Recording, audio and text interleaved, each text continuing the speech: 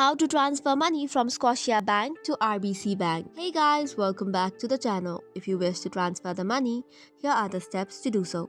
First of all, head over to your Scotiabank mobile application and log in using your credentials. Once on the page, tap on the Move Money section, which is on the right of the Home button. Tapping on it should take you to another page. Since there is no direct transfer option between the banks, you will have to use the Interact e-transfer. This way, you will have to tap on the second option, which is Interact e-transfer. Now on the next page, you will have to choose your account first on the From section.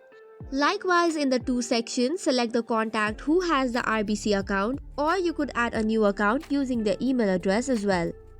Next step is to input the amount you wish to send. Optionally, you can even add a message for the recipient. Once you have done all of this, you might also have to answer a security question and then add an optional message if you like. And once this is done, you are good to go. So that's all for today's video. For more such contents, do not forget to hit the like and subscribe button.